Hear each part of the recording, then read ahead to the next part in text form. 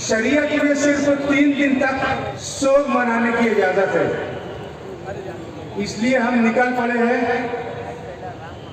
उनकी अदालत के दरमियान भी शेख आसिफ साहब का शहर के ऊपर पूरा शहर पर नजर थी, शहरियों पर नजर थी, भ्रष्टाचार पर नजर थी। इसीलिए शेख रशीद साहब की रोहड़क के दरमियान भी उन्होंने कई बड़े करप्शन को रोका। आपको सिर्फ एक मिसाल दूंगा मैं। शहर का एमएलए कमिश्नर भालचंद गोसावी के पास जाकर कहता रहा कि 500 करोड़ का अंडरग्राउंड ड्रेनेज का टेंडर खोलो, नहीं तो हम तहरीक चलाएंगे। आसिफ साहब ने क्या कहा? 500 करोड़ का टेंडर 612 करोड़ में क्यों दिया जा रहा है? जब ऑफसेट वैल्यू 500 करोड़ है, सरकारी कीमत 500 करोड़ है, तो अब जो 112 करोड़ रुपया जो हमारे खजाने से जाएगा, जो कारपोरेशन के मिल्कियत से खजाने से जाएगा, उसका बोझ हम शहरियों पर पड़ने वाला है, गरीब आवाम पर पड़ने वाला है। इसलिए उनकी अदालत के दरमियान भी इन्होंने जिस भी ठेकेदार को वो ठेका देने की कोशिश की गई, टेंडर निकाल दिया गया, वर्क ऑर्डर का प्रोसीजर कर दिया गया, ठेका उसको देने की दे रही थी कि शेख आसिफ साहब ने पूरे सबूत के साथ उसका भ्रष्टाचार 112 करोड़ रुपये का सामने लाए और मालेगांव की तारीख में पहला सिर्फ एक ठेके में 100 करोड़ रुपए का करप्शन इन्होंने साबित किया। कमिश्नर को यह शहर छोड़कर भागना पड़ा और सिर्फ एक ठेके में 112 करोड़ रुपए का अगर शहरियों का फायदा हुआ है तो बताइए, अगर आज हम नहीं निकलते, हम शोक मनाते रहते। हालांकि हमारे घर पे हमारे सरपरस्त की रौनक हुई है, हमारे घर के जिम्मेदार की मैयत हुई है, लेकिन उनकी जो दी गई सीख है, उनकी जो तरबियत है, उसको देखते हुए इन्होंने शहरियों के लिए गरीब आवाम का जो करोड़ों का एक ठेके में सोचिए 112 करोड़ रुपया बजाय कितना ठेका उन्होंने दिया होगा। इसलिए देखी गई नहीं से अंधेरों की सरकची फिर आफ्ताब बन के निकलना पड़ा ये। हालांकि शेख आसिफ साहब की जिम्मेदारी नहीं थी। मैं आपको बताता हूं, आज मालेगांव शहर में कोई कारपोरेटर नहीं है, मालेगांव शहर में कोई एमएलए, कोई मेयर नहीं है, मालेगांव शहर में कोई स्टैंडिंग चेयरमैन नहीं है। कानूनी होता सिर्फ और सिर्फ एमएलए साहब के पास है, यह जिम्मेदारी उनको निभाना थी।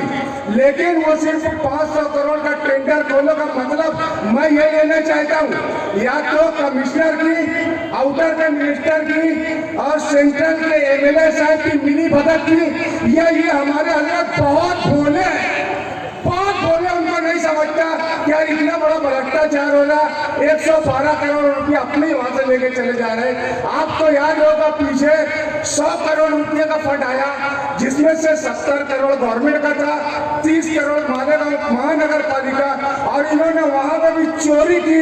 10 करोड़ अबो से दिए, मतलब 110 करोड़ में 40 करोड़ हमारा, 70 करोड़ उनका, और मालेगांव शहर में सिर्फ 6 करोड़ 98 लाख का काम हुआ। बताइए, हमारा शहर के एमएलए अगर उनके साथ साजिश में मुलविस नहीं है तो इतने बोले हैं कि आप मानते हो कि इतने बोले होंगे। अगर आप इतने बोले हो, आपको नहीं इतना समझता है तो कम से कम तरबियत हासिल कर लो, उसके बाद करो, खुद से करके। साहब वजीर आला थे, उन्होंने बकरीद आने से पहले तमाम महाराष्ट्र के मुस्लिम एमएलएस को दावत की, मीटिंग की कि महाराष्ट्र में आपके बकरीद के वक्त आपको क्या क्या तकलीफ आती है, परेशानी आती है। महाराष्ट्र के सभी मुस्लिम एमएलएस को वजीर आला ने मदऊ किया, ये हजरत नहीं गया, मुझे बुलाया ही नहीं गया। अरे भैया इतना लाचार मोहताज मजबूर है मेरे। अभी आप अभी का देख लीजिए, महाराष्ट्र गवर्नमेंट ने पावर लूम सेंटर के लिए, पावर लूम के सनक के लिए जो जायजा कमेटी महाराष्ट्र में बनाई है, मालेगांव शहर पावर लूम सनक का शहर है। पावर राष्ट्रपति भवन पर जो लड़के लोग पटाखा फोड़ रहे, मेहरबानी करके ना फोड़े और नीचे उतर जाए। अब बताइए कि आपको इस जायजा कमेटी में नहीं लेगा, मालेगांव शहर पावर लूम सनक का शहर है। बताइए इतना लाचार मोहताज और मजबूर एमएलए आपने कभी देखा है क्या?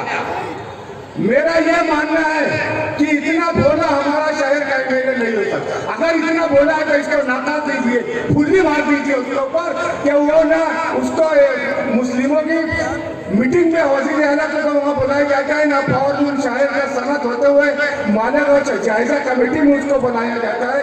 ऐसे नाकारा एमएलए को फुल्ली मार दीजिए, क्योंकि मालेगांव शहर में जो जो अभी आफत आ रही है, कानूनी होता सिर्फ उसी के पास है, उसी की जिम्मेदारी है जो नुकसान मालेगांव शहर में हो रहा है।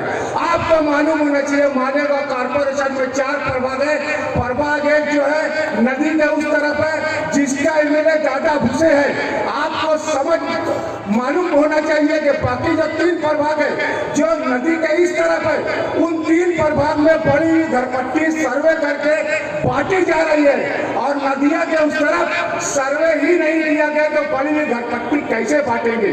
ये हमारा एमएलए ये नहीं बोल सकता कि हमारे साथ नाइंसाफी मत करो। अगर आपको बढ़ाना है घरपट्टी तो पूरे कारपोरेशन में बढ़ाओ, सिर्फ उधर बढ़ाना ही नहीं। इतना नाकारा एमएलए, इनके आने के बाद ये कोई काम तो किए नहीं है। इन्होंने सिर्फ इनसे ज्यादा भूसे के पास में मालेगांव शहर को गिरवी रख दिया है। इनके आने के बाद आरटीओ ऑफिस जो हमारे यहाँ थी तेरे फाटे पर चली गई। इनके आने के बाद कोई काम काज नहीं हुआ।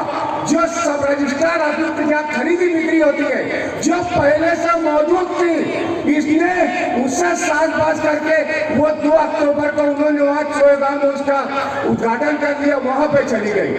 इनकी मौजूदगी में प्राइवेट बिजली कंपनी का मुआहदा हुआ।